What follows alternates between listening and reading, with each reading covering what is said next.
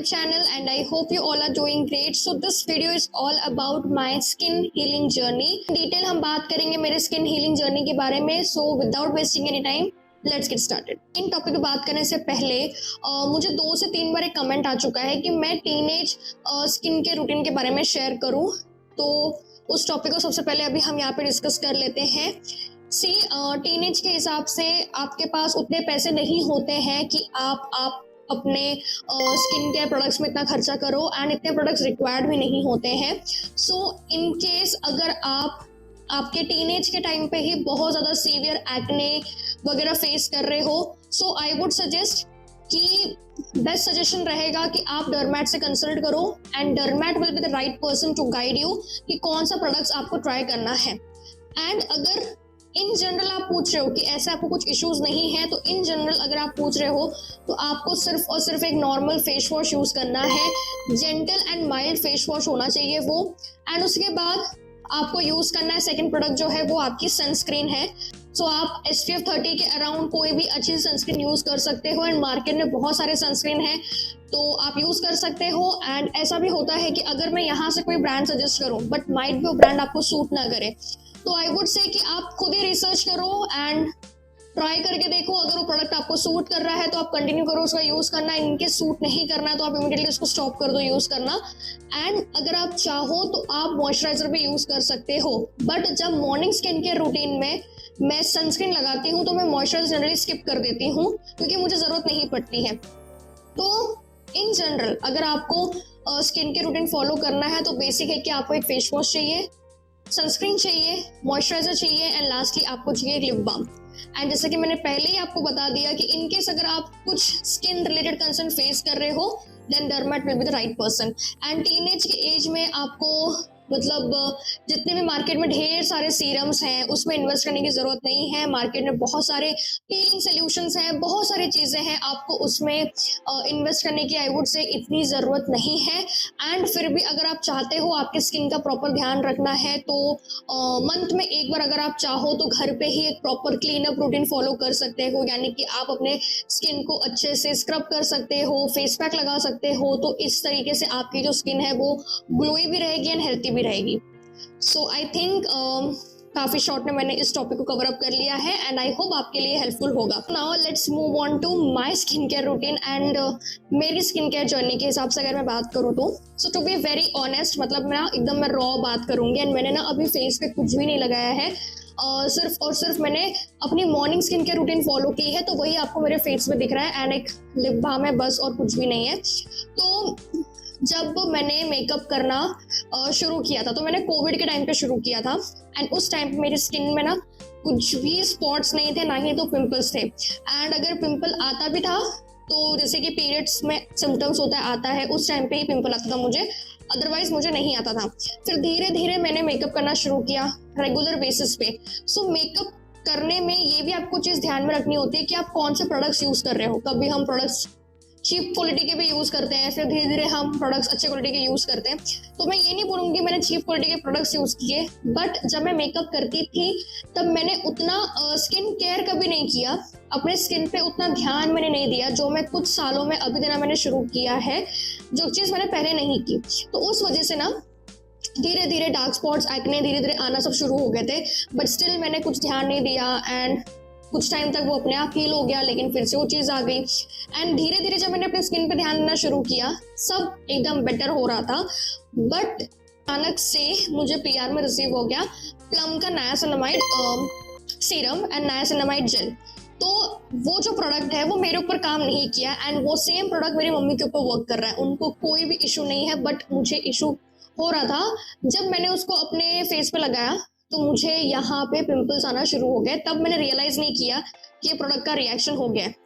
मैंने 3 दिन तक कंटिन्यू सुबह शाम उस प्रोडक्ट को लगाया तो सारे पिंपल्स यहाँ पे चिन एरिया में अच्छा खासा भर गए थे. तो फोटोज अगर होंगे तो स्क्रीन पे आपको देखने को मिल जाएगा. एंड कुछ मेरे YouTube वीडियोस में या व्लॉग्स में आप देखोगे कि कहाँ पे मेरे स्किन पे आपको पिंपल्स दिख रहा है, आपको समझ में आ जाएगा कि मैं उस टाइम की बात कर रही हूँ. एंड तब मुझे अचानक से क्लिक हुआ कि अगर हम कोई भी प्रोडक्ट्स अपने स्किन पे अप्लाई करते हैं एंड उसको अप्लाई करने के बाद पिंपल आता है, एक्ने आ रहा है, इसका मतलब ये है कि आपके ऊपर प्रोडक्ट काम नहीं कर रहा है, तो आपको उसको यूज़ करना स्टॉप कर देना चाहिए। तो मैंने यूज़ करना स्टॉप कर दिया एंड फिर मैंने एक और वीडियो देखी कि जब भी आपके स्किन में एक्टिव एक्ने होते हैं तो उस टाइम पे ना आपको एक्टिव इंग्रेडिएंट्स नहीं लगाना चाहिए, जैसे कि विटामिन सी हो गया, नाइसिनामाइड हो गया, या फिर जितने भी रेटिनॉल है, बहुत सारी चीज़ें हैं, वो आपको उस टाइम पे नहीं लगाने चाहिए। जबकि आपको सैलिसिलिक एसिड वाला फेस वॉश यूज़ करना चाहिए एंड नॉर्मल सनस्क्रीन वगैरह आपको अप्लाई करनी चाहिए। तो बहुत सारी चीज़ें थी उस वीडियो में जो मैं इतना फॉलो नहीं कर पाती, बट मैंने एक चीज़ फॉलो की और मैंने कम्प्लीटली बंद कर दिया। Any type of serum, any type of moisturiser मैंने कम्प्लीटली बंद कर दिया एंड मैं सिर्फ और सिर्फ फेस वॉश यूज़ करती थी। एंड फिर मैं पिंपल के लिए जो करेक्टर आता है मैं वो यूज़ करती थी एंड सनस्क्रीन यूज़ करती थी। तो सनस्क्रीन मोस्टली मुझे पीआर में ही रिसीव हुआ है एंड आप देखते होंगे मेरे पेज पे कि मैं बहुत सारे सनस्क्रीन को प्रमोट करती हूँ। एंड रीज़न ये है कि अगर अलग अलग सनस्क्रीन मुझे कोलैब आते हैं तो मैं एक्सेप्ट इसलिए करूँ ताकि मुझे मालूम पड़े कि वो सनस्क्रीन कैसा वर्क कर रही है। एंड अब तक वो सारे सनस्क्रीन से मुझे कभी प्रॉब्लम नहीं हुआ है। तो जो सनस्क्रीन होता है ना, मैं स्विच करती रहती हूँ हर टाइम, अलग अलग सनस्क्रीन कुछ पर्टिकुलर पीरियड टाइम तक मैं यूज़ करती रहती हूँ। तो मैंने एक सोप यूज़ करना शुरू किया जिसका नाम है acne star, I guess photo मिलेगी तो मैं यहाँ पे लगा दूंगी, अभी वो मेरे पास फिजिकली नहीं है। तो वो मैंने फेस वॉश यूज़ करना शुरू किया, तो अभी भी मैं उसी को यूज़ करती हूँ। तो वो रिलेटेड टू एक्ने ही है, तो मैं उसको यूज़ करती हूँ। मॉर्निंग स्किन केयर हो या जब भी मुझे फेस वॉश करना हो, नाइट टाइम रूटीन हो, मैं उसी प्रोडक्ट को यूज़ करती हूँ। एंड देन उसके बाद एक मैं proper morning skin care routine बताऊँ, उसके बाद मैं यूज़ करती हूँ प्लम की green tea face mist. And ये ना स्पेसिफिकली एक्ने के लिए ही है, तो ऐसा ज़रूरी नहीं है कि आपको टोनर या फेस मिस्ट यूज़ करना ही है आपके स्किन में, आपके स्किन केयर में। It is completely optional, but मैं यूज़ करती हूँ which is from the brand plum, तो उनका मैं ग्रीन टी वाला यूज़ करती हूँ एंड मेरे स्किन पे बहुत अच्छा सूट करता है। एंड इसका जो ग्रीन टी टोनर भी है ना, वो भी मैं यूज़ करती हूँ कभी कभी एंड वो भी काफ़ी अच्छा है। उसके बाद मैं यूज़ करती हूँ ऑक्सटेल का ब्राइटनिंग विटामिन सी सीरम, तो ये भी मुझे पीआर में रिसीव हुआ था। तो मैंने एक दो बार इसको यूज़ किया एंड इसको लगाने के बाद मेरे स्किन पे कोई भी पिंपल, कोई भी रिएक्शन नहीं हो रहा था। तो ये मेरे स्किन को सूट कर रहा है। तो अराउंड आई गेस 1 मंथ होने आ रहा है तो मैं इसी प्रोडक्ट को यूज़ कर रही हूँ और काफ़ी अच्छा वर्क कर रहा है ये। एंड उसके बाद मैं अप्लाई करती हूँ सनस्क्रीन। तो यहाँ पे मैं आपको शो कर रही हूँ .NK की विटामिन सी प्लस ए सुपर ब्राइट सनस्क्रीन, तो मैं इसको यूज़ कर रही हूँ एंड ये भी मुझे काफ़ी पसंद है। एंड इसका मैंने वाटरमेलन भी ट्राई किया है, ब्लूबेरी भी ट्राई किया है, फिर मैंने प्लम की सनस्क्रीन ट्राई की है, जितनी भी अलग अलग ट्राई किए हैं, एम कैफिन की है, सब मुझे पसंद है, तो मैं सनस्क्रीन यूज़ करती हूँ। एंड देन उसके ऊपर मैं अप्लाई करती हूँ एरी टॉप, जो मैंने मेडिकल से परचेस किया था एंड ये सिर्फ और सिर्फ एक्ने ट्रीटमेंट के लिए है। तो जो भी पस वाले एक्ने होते हैं ना, वो स्पॉट पे आपको इसको अप्लाई करना है एंड ओवरनाइट आप इसको छोड़ सकते हो। तो आप इसको मॉर्निंग में भी ट्राई लगा सकते हो एंड आप इसको नाइट टाइम रूटीन में भी लगा सकते हो। मैं बेसिकली मोस्टली मॉर्निंग स्किन के रूटीन में ही अप्लाई करती हूँ, नाइट टाइम फिक्स नहीं होता, कभी कभी करती हूँ, कभी कभी मैं नहीं करती हूँ इसको अप्लाई। एंड लास्टली अपने लिप्स के लिए मैं यूज़ करती हूँ के ब्यूटी की लिप ऑयल, कभी कभी मैं क्विंच की लिप ऑयल भी यूज़ करती हूँ, कभी कभी के ब्यूटी की लिप ऑयल। तो ये जो सारे प्रोडक्ट्स है ना, ये मैं यूज़ करती हूँ अपने मॉर्निंग स्किन केयर रूटीन में। एंड अभी जो मेरे स्किन में जो भी स्पॉट्स वगैरह है ना, वो धीरे धीरे हील हो रहे हैं एंड विटामिन सी जो है वो स्पॉट्स रिडक्शन में काफ़ी हेल्प करता है। बट ओवरनाइट चेंजेस नहीं होगा स्पॉट रिडक्शन में, it will take some time. But पहले जो एक्टिव एक्ने थे वो बहुत हद तक कम हो चुके हैं, बहुत माइनर से कभी कभार छोटे छोटे एक्ने आ जाते हैं, अदरवाइज बहुत हद तक कम हो चुके हैं। तो बेसिकली जब मैं एकदम एक्टिव एक्ने के फेज में थी, तब उस टाइम पे मैं सिर्फ एक्ने स्टार सोप यूज करती थी एंड मैं सिर्फ एरी टॉप यूज करती थी एंड सिर्फ सनस्क्रीन। एंड अगर जब भी मेकअप लुक शूट करना होता था तो उस टाइम पे इट इज़ मस्ट कि मैं कोई मॉइस्चराइजर अप्लाई करूं। तो कभी बैड अरोमा का मॉइस्चराइजर हो गया, कभी डॉट.NK का मॉइस्चराइजर हो गया, मैं ऐसे मॉइस्चराइजर यूज करती थी। एंड अदरवाइज जो मैंने आपको प्रोडक्ट्स दिखाई, ये मेरे मॉर्निंग स्किन केयर रूटीन का पार्ट है। अब हम मूव ऑन करते हैं night time skin care routine के लिए।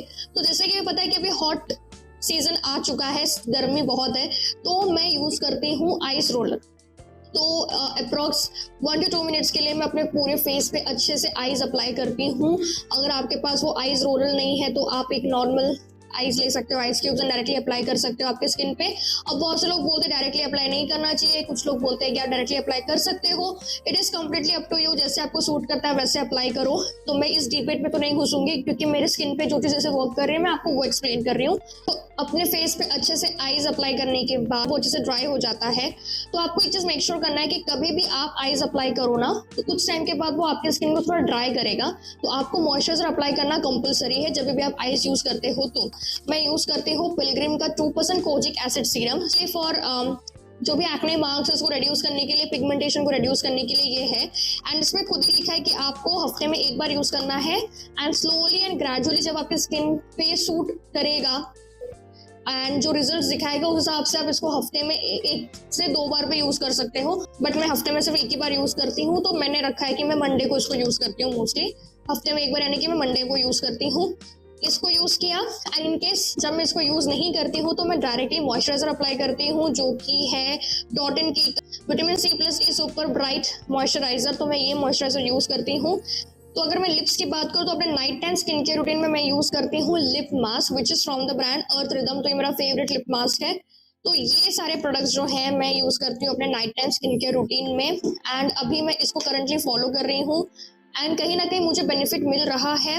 एंड आपको मैंने एक चीज़ पहले भी बताई थी कि फॉक्सटेल का ही एक स्पॉट रिडक्शन सीरम जिसके वजह से मुझे स्किन रिएक्शन हो गया था एंड स्किन जो ये साइड है पर्टिकुलर वो काफ़ी स्वेल हो चुका था, माइनर से बहुत सारे दाने आ चुके थे मेरे स्किन पे एंड उसको हील होने में अप्रोक्स 2 to 3 डेज लग गया था।